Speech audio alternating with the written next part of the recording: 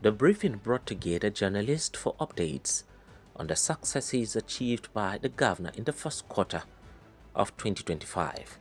To begin the session, Judge Kushi, the principal special advisor to Governor Fintri, addressed rumors about the governor possibly being one of the People's Democratic Party governors likely to switch to the APC. He recalled that his principal successfully chaired the last PDP National Convention, which he believes has strengthened the party's trust in him for a second term. As we take stock of the remarkable journey we have undertaken in the first quarter of this year, and indeed, as we approach a major milestone, the second anniversary of His Excellency's resounding second mandate in office. As you all know, he came into office on the 29th of May, and for every 29th of May, it is an anniversary. So by the 29th of May of this year, he will be spending 2 years in his second tenure. Permit me to begin by highlighting some of the monumental achievements recorded within this short but impactful period. Under the visionary leadership of His Excellency, we have witnessed the historic coronation of distinguished chiefs and emirs, a significant investment in strengthening our traditional institutions, the custodians of our culture, peace, and communal values. The creation of these emirates and chiefdoms have helped in catering for a lot of ungoverned spaces in the far-flung parts of the state. I believe many of you have witnessed how the state was jubilant when the issue of the creation of the chiefdoms started, up until the time they were all coronated. Now, this development has also helped. We saying that it has covered for ungoverned space means that in terms of security, there are places now that are under watch of these eminent traditional rulers, which before was nearly absent. We also celebrated the flag off of the Jimeta Ultramodern Shopping Complex, a transformative project designed to stimulate commerce, create thousands of jobs, and reposition Adamawa as a hub of modern trade and enterprise. This project is progressing at an unprecedented level of pace, and it is hoped that the project will be completed within the stipulated time frame.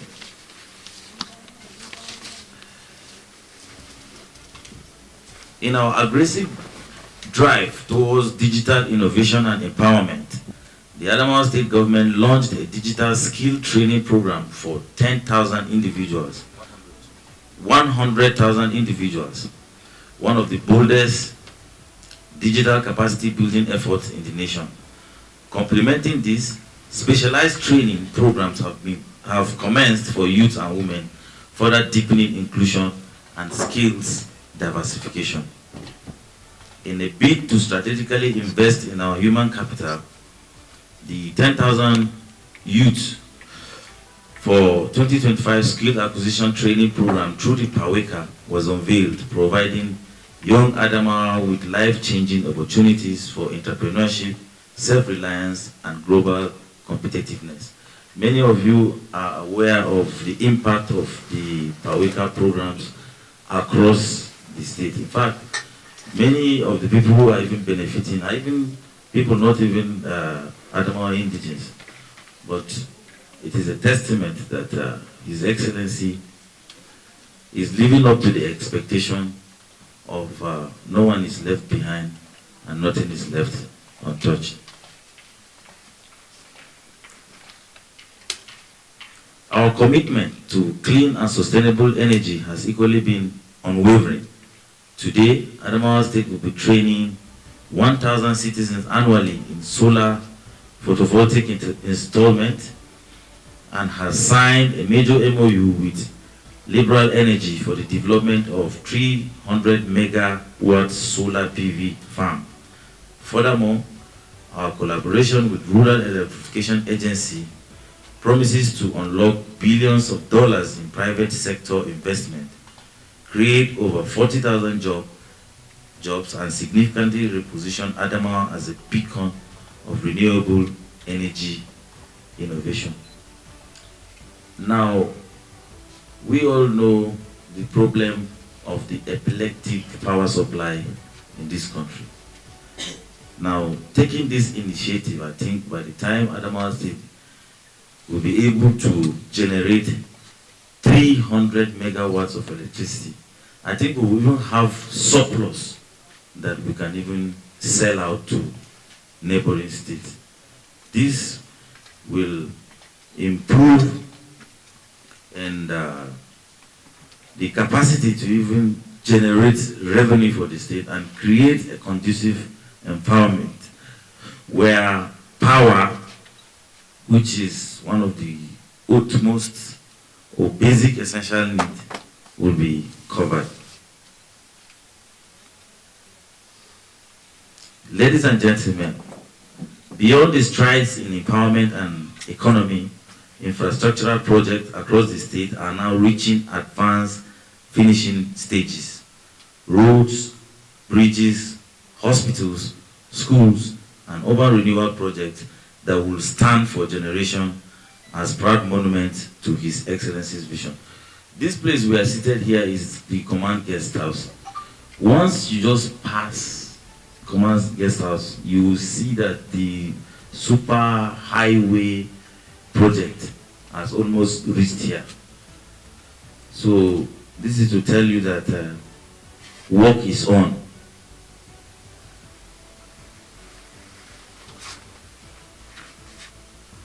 Recognizing that good governance begins with a strong and professional workforce, the state government has commenced the much anticipated civil service recruitment process. With the recruitment of 4,000 individuals into the state workforce, this exercise will bridge manpower gaps, rejuvenate our public service, and provide many homes with hopes and new beginnings. I believe all of you here are aware that this process has already started. Many people are applying. If you are not applying, someone close to you is applying. The process promises to be a transparent one. But I want the public to understand something.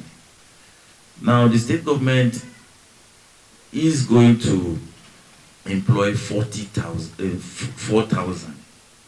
Within the first 24 hours of opening that portal, we received over 20,000 applications.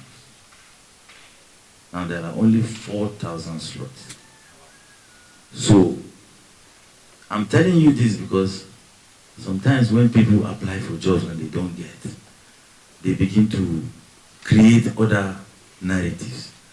There is no way we are going to employ more than the stipulated 4,000. Already, if we are leaving that number to say only 20,000 people apply, it means we are going to have 16,000 people crying that they have been disenfranchised. This is to tell you that the situation in this country is bad. People are looking for jobs. So, in the small way the governor is trying, we will live up to that expectation. So it's only 4,000 for now.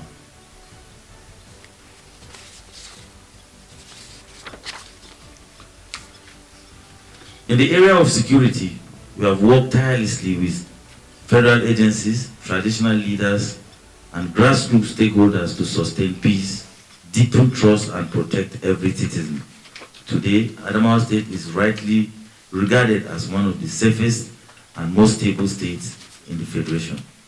As we reflect on the last 24 months, with His Excellency's second term about to clock 2 years, we are reminded that this journey has been defined by resilience, visionary leadership, and transformational impact. We have turned challenges into opportunities, dreams into tangible achievements and promises into realities.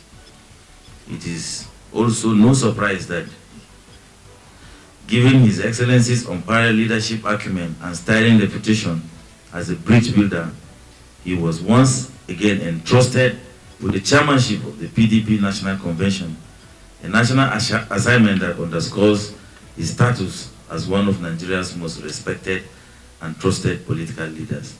Here, I want you to put aside rumors you hear from peddlers that His Excellency is leaving the PDP to APC. He is not plotting.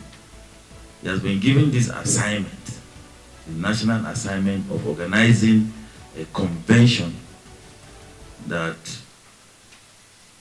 will shape the party and put the party in a state to even confront the ruling party.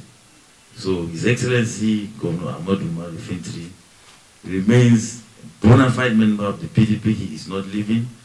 He has an assignment and he will do it and see it to the letter. Ladies and gentlemen, what we see today across Adamawa State is a product of careful planning, fiscal discipline, and an unshakable commitment to the welfare of our people. It is the embodiment of the fresh air vision, a vision of progress, unity, peace, and prosperity. We stand today not only to report on the achievements, but to renew our covenant with the people, a covenant of service, integrity, inclusion, and hope. I want to particularly thank you and the members of the press for being steadfast partners in this journey, for telling the Adamawa story responsibly, courageously, and patriotically. Together, we are not just witnessing history, we are making it. The ongoing controversy surrounding the chairmanship succession in Fofore local government following the passing of its elected chairman was also addressed by the chief press secretary to the governor, Umashi Wonosiko, who asserted that his principal is a true Democrat who has respect for the rule of law. Nobody has said that peace will be locked out. No. As we sit this morning, peace is the person at the helm of affairs in Fofore local government. So if she is the one at the helm of affairs of Fofore local government, she has not been removed, we cannot say that peace is not the one in charge. As we speak, she is the one in charge. And nobody has said that peace will not take over. So for what I would probably want to say is that let's wait and see what will happen. His Excellency has been away until recently. And therefore, we cannot say that the government does not want peace to be in that office. During the parley, they highlighted the governor's efforts in youth empowerment, security, employment, and plans for power generation to serve the state and its surrounding areas.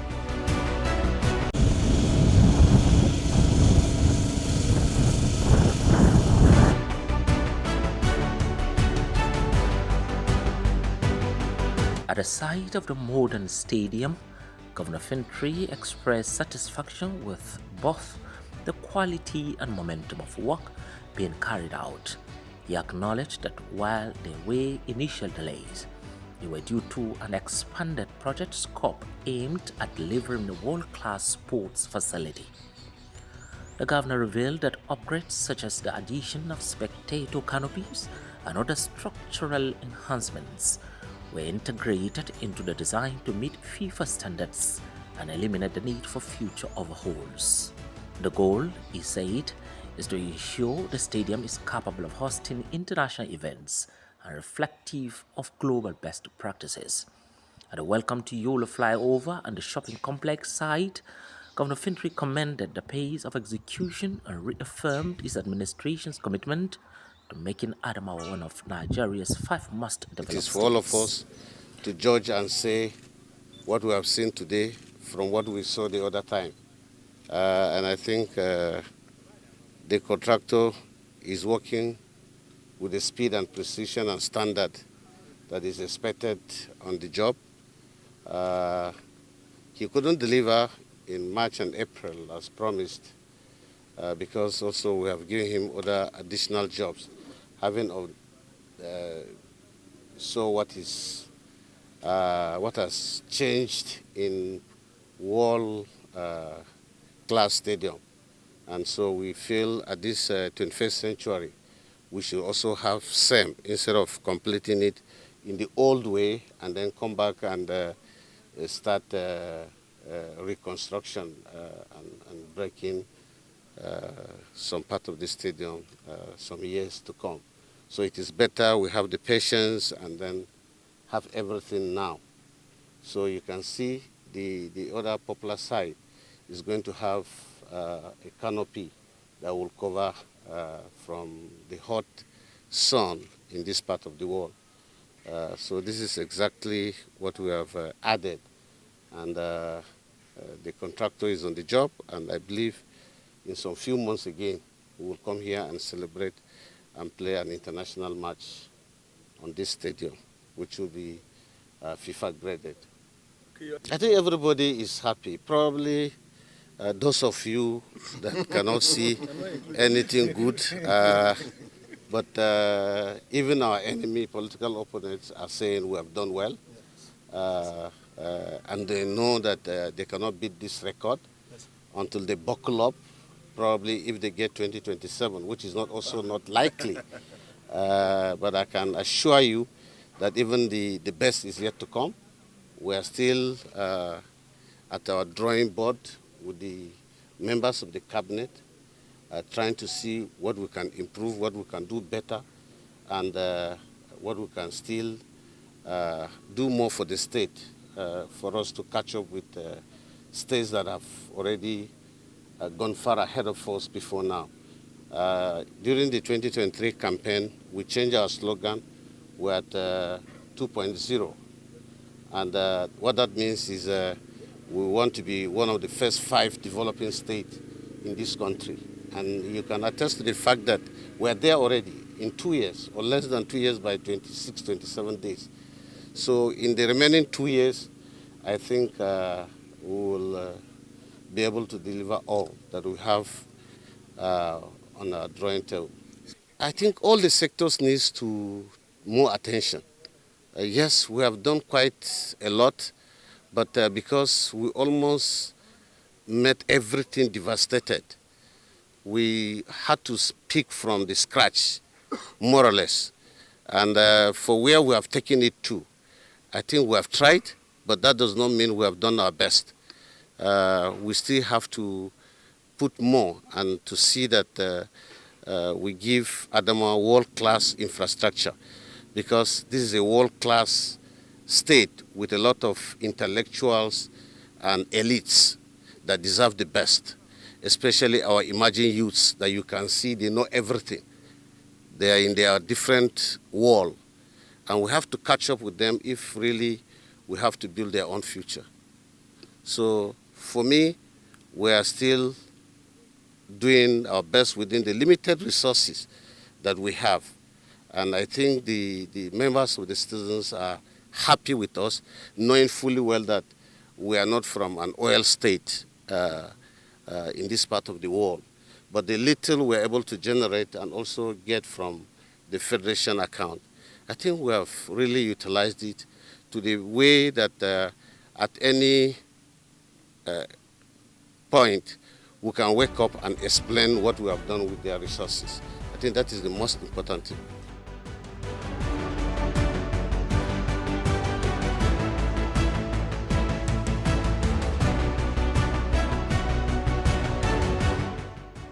The contractor overseeing the stadium's construction confirmed steady progress and assured the governor of timely delivery of a resilient, globally compliant facility. We are very much on track, and we are doing everything to ensure that even we deliver in the earnest time that we have on hands. As we can see, all the foreign components are already here, which would be, the most challenging aspect of this. So what we have now is just to couple them and put them in order, and we're out of this place.